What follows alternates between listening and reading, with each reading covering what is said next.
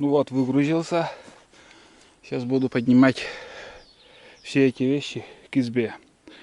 Ну что тут у нас? Тут получается оцинковка возле трубы, которая будет, что я прибью. Потом труба 1,5-метровых, 2 штуки и кусок еще трубы. Топливо, продукты и вот эти алюминиевые листы. Вон они. Ну, немножко так. Штук 15-20, наверное, тут. Или 15, примерно так. Вот. Они 60 на 70 с размером. Может, что-нибудь из них тоже буду делать. Привез. Жалко, конечно, что я печку заодно не прихватил. Вот это я чуть-чуть жалею.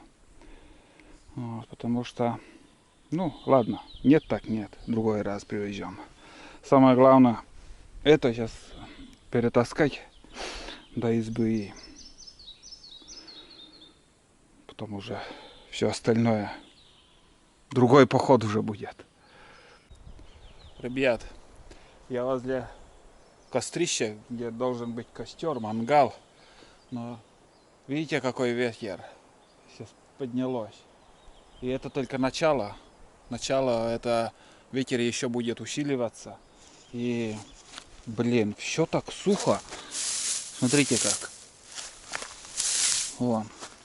Я боюсь, если я костер тут разведу, там костер может уйти, убежать, и я его не поймаю в одиночку. С ветром, если он уйдет, все сухо, сухая трава, листья, все. Смотрите, все сухо, ребят. Так что мне, наверное, правильнее будет, если я газовую горелку взял, маленькую, которую я в походах показываю вам. Вон я там лучше буду кипятить чай и сварю там суп.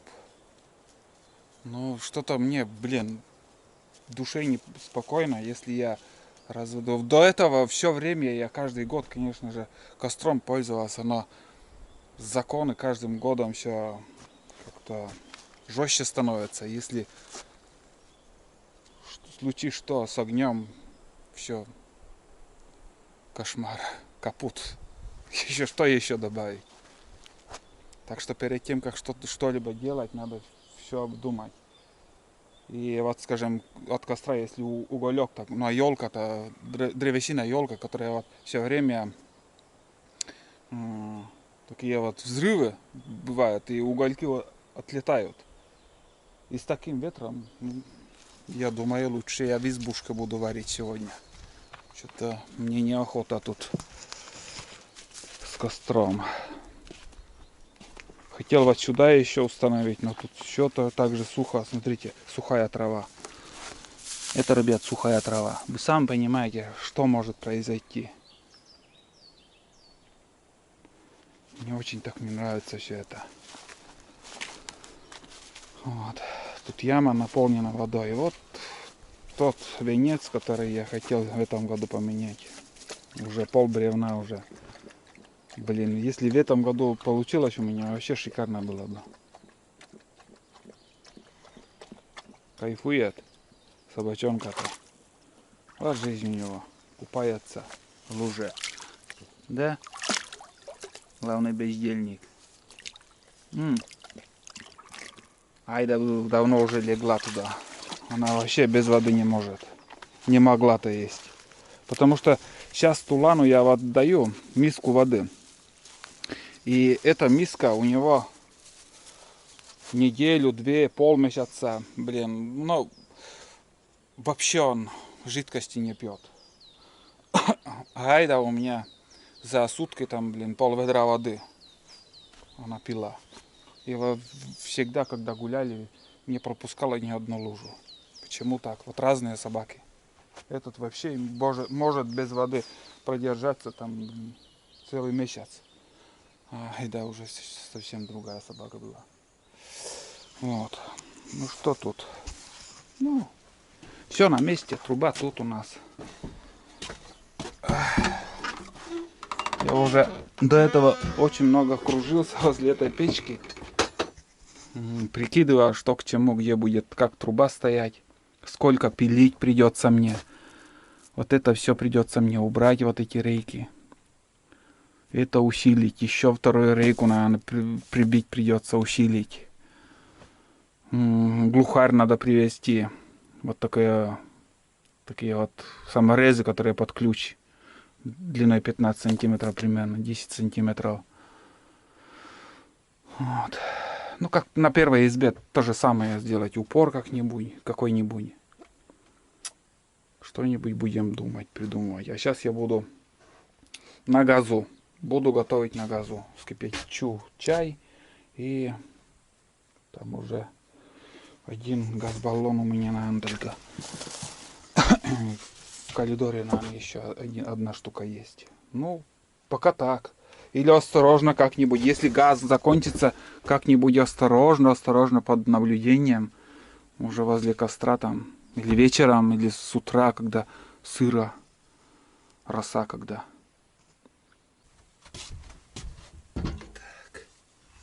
Так.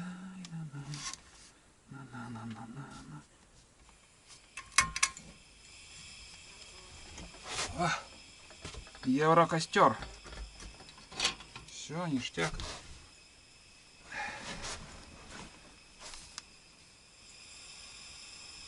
Вот такие мы сейчас охотники. Там сравнивает, какой я охотник туда-сюда. Блин, раньше этим не пользовались. Ну вот, видите как. Цивилизация пришла и до нас, до глубинки, где пользуемся вот такими газовыми плитками.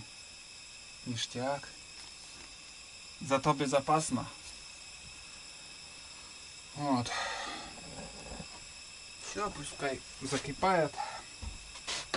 В этом походе, ребят, я мало что привез, потому что сейчас, наверное, только одну ночь я буду ночевать. В принципе. Сейчас новое ведро, в принципе, тоже купил. Вот, новое ведро. Это для того, чтобы вот... У меня в рюкзаке в этом походе практически ничего нету. Почему нету? Потому что у меня сейчас все в ведре. Я хотел еще взять, знаете что? 30-литровый бачок такой продают. С двумя ручками, такая крышка, с крышкой вот такой большой. И для того, чтобы перевозить вещи в этих бачках, в этих ведрах, не надо в рюкзаках, непромокаемое это все получается. А в рюкзаке там можешь промочить, под дождь попадешь или еще. У меня собака, блядь, все время бегает по тенду. Ну, одним словом, перехожу вот такие на такие ведра, стараюсь переходить. Взял вот такие консервы, но это уже много раз показал. Масло с чаем, с хлебом пить там. Вот две банки вот свинины взял. Консервы. С прошлого похода у меня еще тут, в принципе, ничего. Тут в шалаше, когда я ночевал на болоте, бич-пакет еще осталось. Там 2 бич-пакета я брал. Соль. Не помню, там соль у меня есть, нету. В этом, как сказать, в амбаре. Обычно запас у меня всегда там лежит. Напускай, это соль, ничего с ним не случится, а запас чтоб был всегда. Вот. Ну и в ведре. О, это уже сезон шапки моей красной началось. Так, смартфон, квадрокоптер, все я взял, все гаджеты все взял. Не знаю, буду нет снимать на этот квадрокоптер сегодня. Ну, на всякий пожарный тоже взял. Картошка, вот сейчас это уже пригодится нам. Печенюшки вот такие. Вот. Вот такие печенюшки. Крекер с сыром, но мне не очень так понравилось. Но тоже взял. С чаем попью, похрустим. А мне понравилось, потому что он чуть-чуть соленая. Есть солью именно вот крекеры. Но и, блин, это тоже чуть-чуть соли многовато. Не так, не очень. Лук, пачковый суп. Вот из этого быстрый суп я и сварю. Чтобы не мучаться с этой едой, там, думай, что варить, там. Быстро сварил такой суп и ништяк. Лук вот такой один. саморезы взял, может на крыше придется мне подкручивать эти листы, которые алюминиевые я привез. Вот. Сухое молоко, буханка хлеба, и вот сколько влезло вот в это ведро, 10-литровое ведро вот такое. Буханка хлеба и, скажем, если 30-литровый канистр, туда уже буханок 5-то можно, наверное, закинуть. Сюда 3 буханки влезет, туда даже и больше. Намного больше, конечно. Клей. Вот такие клей тут. Если что понадобится. Ну и в принципе все. А в другой ведре у меня все для съемок. Здесь стоит. Продуктов нету у меня для съемок все. И набор лекарств еще вот тут. А в остальном все. Тут все для съемок. Нож еще запасной вот взял такой, который я показывал уже. Вот. Так, ну это, конечно, мощный. Если сравнить с моим ножом. Вот. Смотрите, какой нож у меня охотничий. Вот. Но поверьте, это рабочий нож. Ох и рабочий. Вот, рукоятка какая маленькая у меня тоже. Если сравнить лезвие, смотрите. Лезвие не надо слишком большое. Он маленький, удобный. Снимать, скажем, работать с этим ножом удобнее. Вот. Так, ладно. Этот нож тоже в основном осенью будем с ним на пояс возьмем и ходить. И вот все. Тут для съемок. Все для съемки. Вот. Еще третье ведро такое взять и вообще класс будет. Ну, уже скоро закипит. Очень быстро получается у нас. Вообще ужас, пить так хочется, уже пол-литровый термос еще выпил. В прошлом фильме также комментировали, что у меня все время в пакете еще крышка. Но термос рабочий, крышка пропускает. Запасной хорошей крышки нету. Приходится вот такой пакет вместо прокладки ставить. Как убью я этот термос, куплю обязательно новый. Так что, ну, писать, конечно, все можно. Это каждый пишет свои, хочет высказаться, хочет что-то подскажет, и перебор подсказывает, всякое бывает. Ух, я что-то ни хрена не делала, уже устал. Так хочется и просто полежать, отдохнуть. Сейчас эта суета с варкой, с едой, как закончится. В первую очередь будем варить, потом уже здоровышками займемся. На улице 26 градусов, на улице уже 26. Пипец. На солнце уже на все 30. Если не верите, покажу. Вон он, 26. Вот это жара сегодня.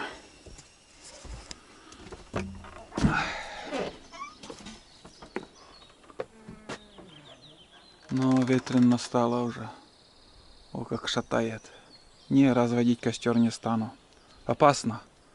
Вообще такая жара на улице. Насчет клещей спрашивали тоже. Вот собака чешется. Но она опять линяет. Или может вши у него. Или всякое может быть. Но я ни разу еще не было случая, чтобы вот клещи кусали кого-то. Тула. Мы на гужья шансы выезжать. Чешется, блин. Ох. Тула.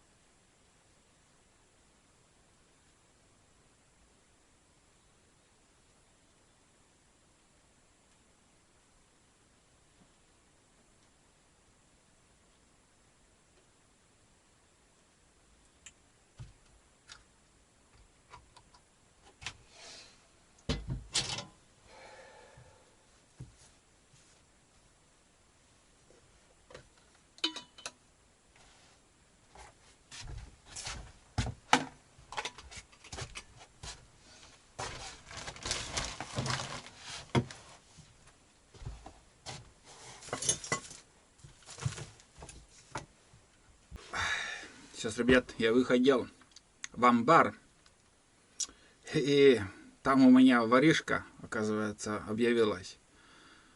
Это горностай, это куница. Но для куницы там вроде отверстия такого нету. Это, наверное, может норка, может куница, ой, может горностай. Ну или, да, из двух, вот один кто-то. Там уже, видать, долго он находился, много раз уже заходил. Там он, короче, отмечал. И так хлеб ничего не трогал. И вроде постельная нормально. Как сказать. Не разорвал ничего. Вот. Сейчас один товарищ мне говорил, там у них в избу тоже, наверное, куница там заходила. Там, говорит, как он медведь, там все, говорит, разорвал, все.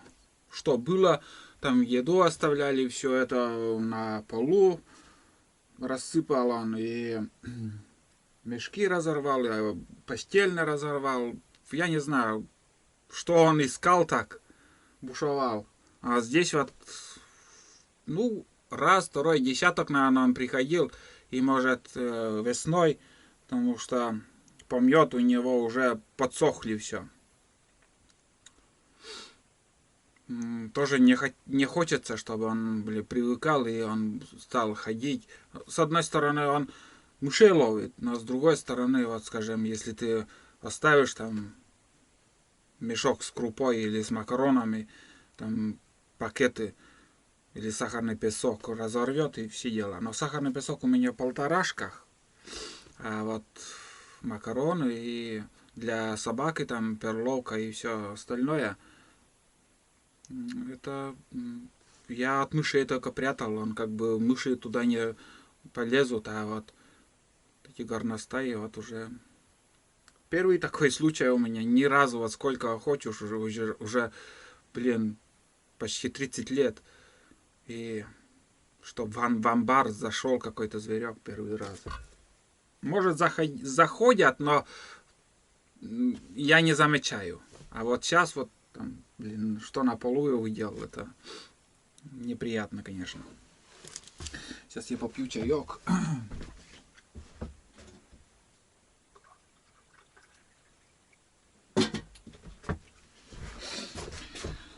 Попью чаек и... Так, где у меня еще сахарный песок?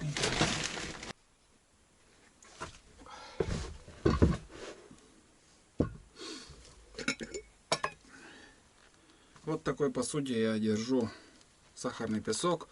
Ну, желательно все крупы также, чтобы, блин, мыши и зверьки не могли подобраться к неприкосновенному запасу еды. То, блин, приедешь, надеешься, что в амбаре там все есть. Вон как. Зверюшки не спят. Вот. Кроме чая, сейчас еще на скорую руку я заваривал лапшу с яйцом. Ну, я уже не стал снимать. Я наелся нормально сейчас. И сейчас еще чай попью. С печенюшками. Так.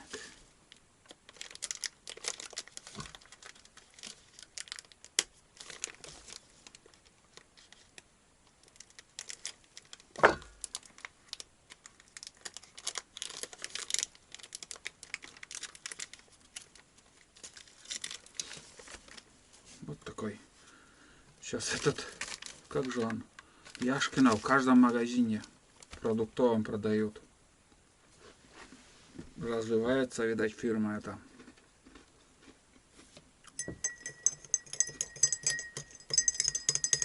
Ну, примерно так и проходит. Вот час за часом. Смотришь, уже вечер.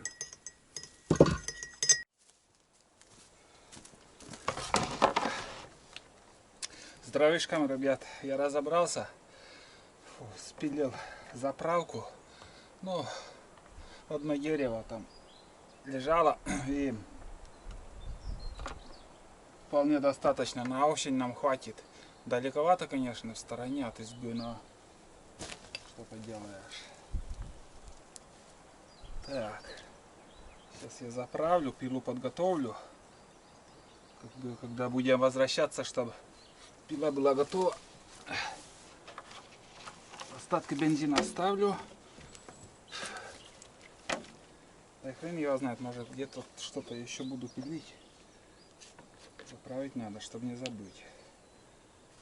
Бак пустой. Там еще в другой стороне очень много валежников лежит на... Они перебор толстые, во-первых, и уже с трухой, гнилые. А свежие, свалившиеся деревья в стороне, очень далеко. Так что по возможности, поблизости заготовлю, чтобы на руках, скажем, перетаскивать дровишки. А остальное уже в будущем году, вот зимой, да, в будущем году, получается, когда приедем уже на буране, чтобы сюда перевезти и здесь пилить. Как несколько лет уже этим уже занимался, показывал. Вот, на улице очень жарко, смертельно жарко. Я сейчас недавно чай пил, смотрел, там на солнце 40 градусов тепла уже. 40 градусов тепла. Ух. Вообще аномалия какая-то. Перебор, жарко. Не должно так быть, конечно, но что нас ожидает в июне? Или потепление дальше, или же наоборот похолодает. Может, дожди начнутся. Начинал пилить. Пилить начинал, что-то вообще нагрузка такая. Вот улан возвращается. Весь сырой. А? Весь сырой. Вброд здесь есть место, где переходить. Вон, уйди. И он там переходит. Он за лягушками сейчас бегает по берегу. Туда-сюда, туда-сюда. Занятие нашел, короче. Вот. Ну, одну работу сделана, все. Я не стал снимать, потому что каждый год я снимаю одно и то же, но, блин. И сейчас дома на втором канале заготовку дров мне мало показывал. Одним словом, что там показывать? Вот. Ну все. В принципе, пилу убираем. Я до сих пор еще суп не сварил. Суп сварить. Ох.